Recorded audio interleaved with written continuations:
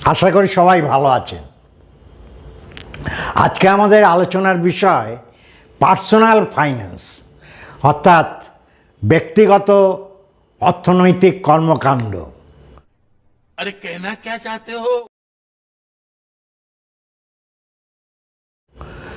আমার অনেক বন্ধু আমাকে অনুরোধ করেছেন যে সুজয়দা, আপনি তো একজন বাণিজ্যের ছাত্র, আপনি একজন প্রাক্তন ব্যাংকের উচ্চ আধিকারিক ছিলেন, অতএব এটা তো আপনার কাপ অফ টি। ইয়েস, এটা আমার খুব কমফর্ট জোনের বিষয়। পার্সোনাল ফাইন্যান্স, সেভিংস, ইনভেস্টমেন্ট, এই সমস্ত বিষয়, কি করে একজন মানুষ কোটিপতি হতে পারে, এই সমস্ত বিষয় আমরা কিছু কিছু ছোট ছোট এপিসোডে আলোচনা করব। বিষয়টা কি জানেন তো, বাঙালিরা, বিশেষত এপার বাংলার বাঙালি এবং ওপার বাংলা অর্থাৎ বাংলাদেশের বাঙালিরা এই অর্থনৈতিক ব্যাপারে খুব সাক্ষর নয়। ফিনান্সিয়াল লিটারেসিটা খুবই কম। মারাঠি বা অন্যান্য গুজরাটি এরা যতটা এসব ব্যাপারে সচেতন, বাঙালিরা এ ব্যাপারে ততটা সচেতন বা সাক্ষর নয় বলতে পারি। পার্সোনাল ফাইন্যান্স একটা বিশাল বিষয়, আমাদের সারা জীবন এই বিষয়টার সাথে যুক্ত, কিন্তু এই ব্যাপারে আমরা সচেতন নই। তাই আমরা দেখি লাখ টাকা আয় করা যুবক যুবতীরা দেনার দায়ে আত্মহত্যা করছে, সংসারে অশান্তি হচ্ছে, স্বামী স্ত্রীর ভিতর বনিবনা হচ্ছে না। আমরা বাঙালিরা রাজনীতি বোদ্ধা, রাজনীতিটা খুব ভালো বুঝি, এ নিয়ে প্রচুর তর্ক বিতর্ক, বিশাল জ্ঞান আমাদের। আর একটা বিষয় আমরা ভালো বুঝি, সেটা হচ্ছে ক্রিকেট।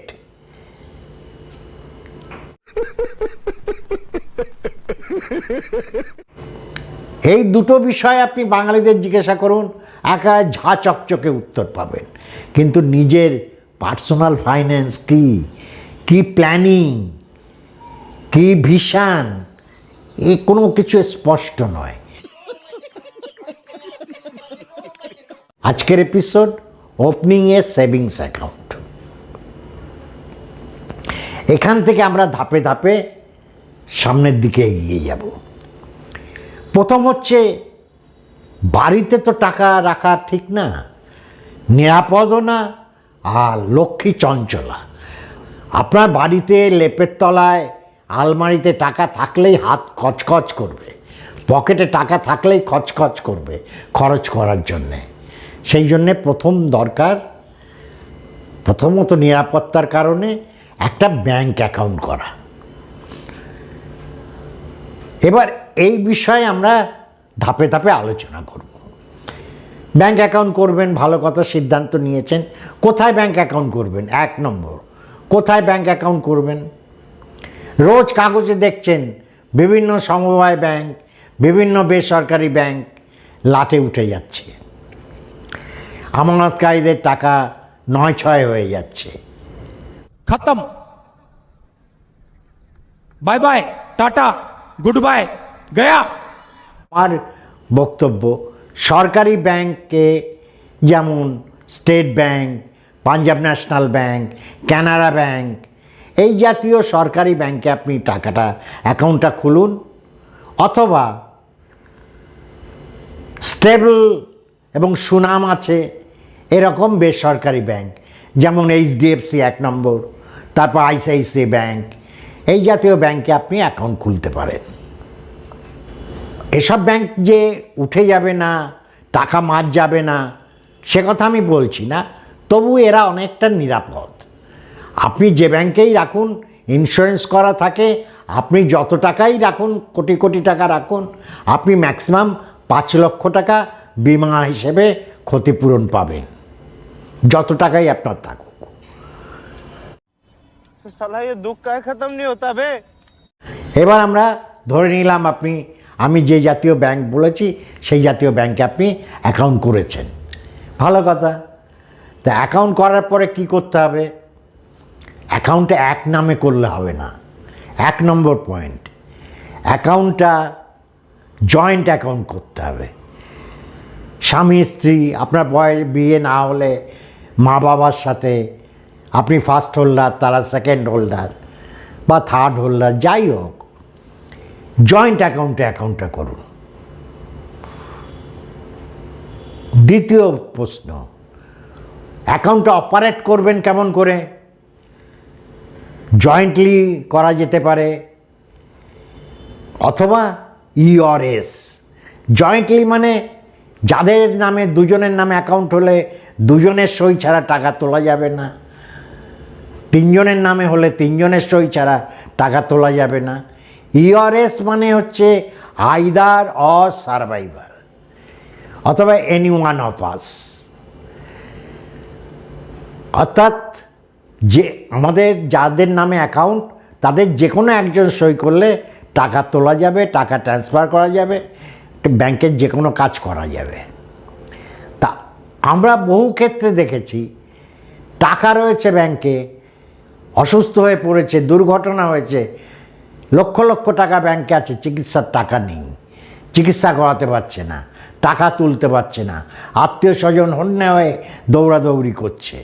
যেহেতু এক নামে অ্যাকাউন্ট বা জয়েন্ট অপারেশন, একজন তো অসুস্থ, সে সই করতে পারছে না বা কোমাতে চলে গেছে, তার কোনো জ্ঞান নেই, তার ছাপ নিয়ে তো কিছু হবে না, তার তো কোনো সেন্সই নেই, সে কোনো ইনস্ট্রাকশান দেওয়ার ক্ষমতা তার নেই। সেই জন্যে ইআরএসে অ্যাকাউন্টটা খুলুন। থার্ড, জীবন পদ্মপাতায় জল, কখন কি হয় কে জানে, এই আছি এই নেই। অতএব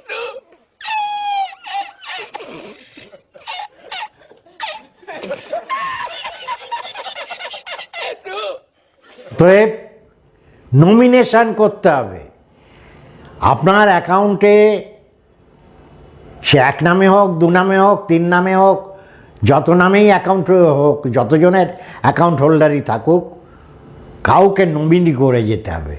যেদের মৃত্যুর পরে, অ্যাকাউন্ট হোল্ডারদের সকলের মৃত্যুর পরে কে এই টাকার মালিকানা পাবে।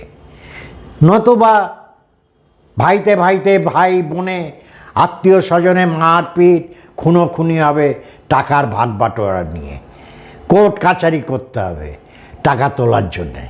আমরা তো এটা চাই না যে আমার মৃত্যুর পরে আমার টাকার জন্যে আমার বউ আমার মেয়ের সাথে লড়াই করুক, এটা কি আমরা চাই? আমরা নমিনি করে দিয়ে যাব, যে আমি যাকে মনে করি উপযুক্ত তাকে নমিনি করে দিয়ে যাব। আমার মৃত্যুর পরে সে সেই কাগজটা নিয়ে যাবে, আমার মৃত্যুর ডেথ সার্টিফিকেটের একটা কপি আর তার নিজের আইডেন্টিটি প্রুফ। এই 3টে জিনিস নিয়ে গেলেই সহজেই টাকাটা আমার অ্যাকাউন্ট, মৃত ব্যক্তির অ্যাকাউন্ট থেকে তার অ্যাকাউন্টে ট্রান্সফার হয়ে যাবে।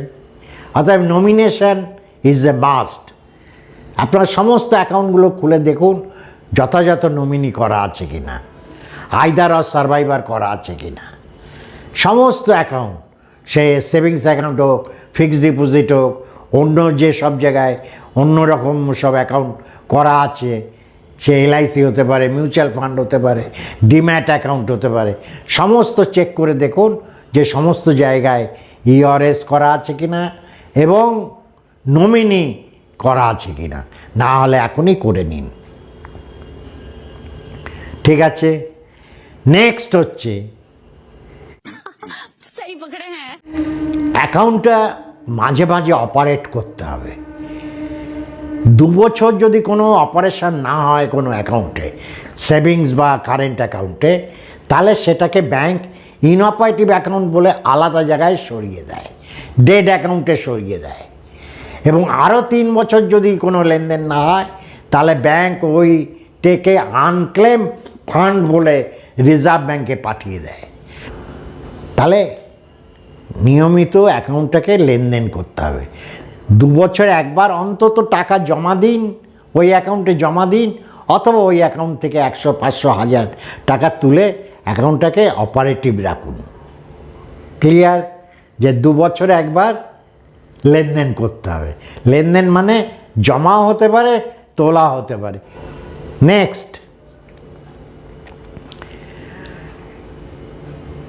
অ্যাকাউন্ট খোলার মাত্রই, সেভিংস বা কারেন্ট অ্যাকাউন্ট আপনি যেটাই খুললেন, খোলা মাত্রই আপনি আপনার একটা ডেবিট কার্ড বা এটিএম কার্ড নিয়ে নিন। নিলে কি হবে, এখন ভার্চুয়াল ব্যাংক, আমাদের জীবনটাই ভার্চুয়াল হয়ে গেছে, সব কিছু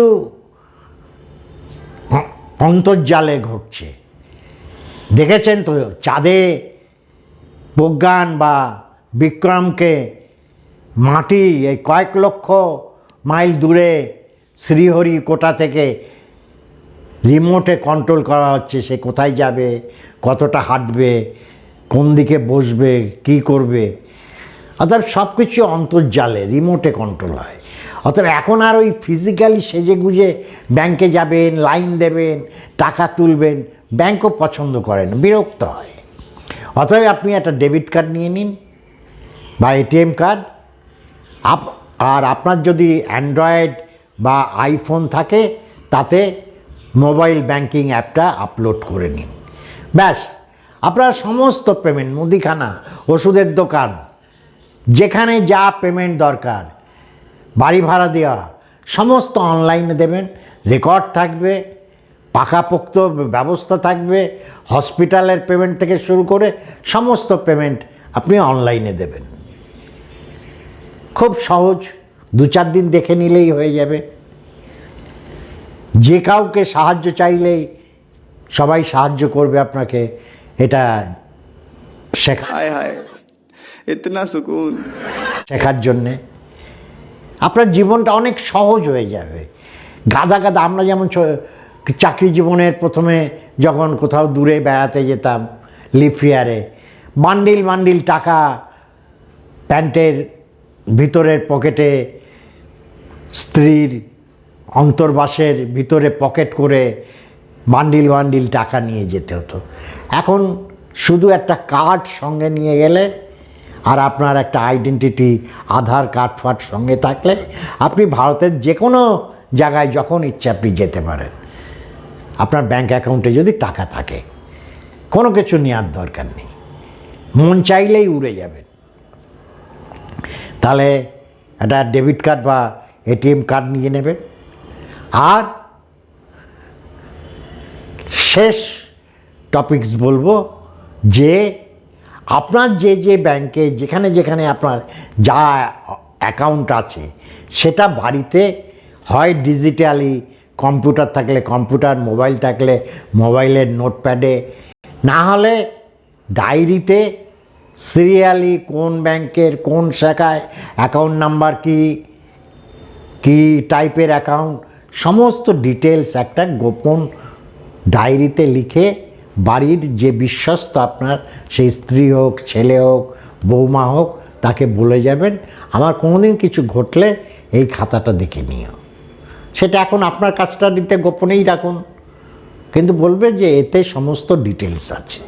তাহলে হয় কি, আমরা বহু ক্ষেত্রে বহু লোককে এসে দেখেছি যে আমার বাবা মারা গেছেন, বোধ হয় এই ব্যাংকে কোনো অ্যাকাউন্ট ছিল, যদি একটু সাহায্য করতে হয়। তার কাছে কোনো ডকুমেন্টই নেই, নাম্বার বলতে পারছে না।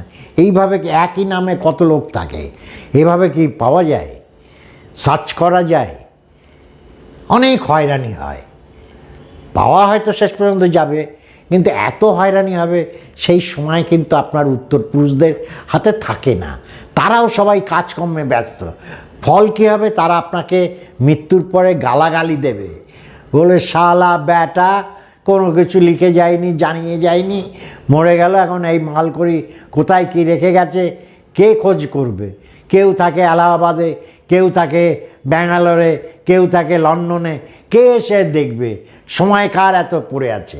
এই জন্যে একটা জায়গায় জট ডাউন করুন, লিখে রাখুন ডিটেলস, আর না হলে মোবাইল বা ল্যাপটপে নোট করে রাখুন। তাহলে আজকে আমরা একেবারে পার্সোনাল ফাইন্যান্সের শুরু করলাম যে অ্যাকাউন্ট ওপেনিং দিয়ে। যদি ভালো লাগে কমেন্ট করুন, শেয়ার করুন, লাইক করুন। আপনাদের সাথে এরপরে শেয়ার করব কি করে টাকা দ্বিগুণ হবে, কি করে অল্প আয় থেকে আপনি কোটিপতি হবেন। এই নানা রকম টিপস শেয়ার করব ছোট ছোট ভিডিও করে। আজকে এই পর্যন্ত। থ্যাংক ইউ, সবাই ভালো থাকবেন।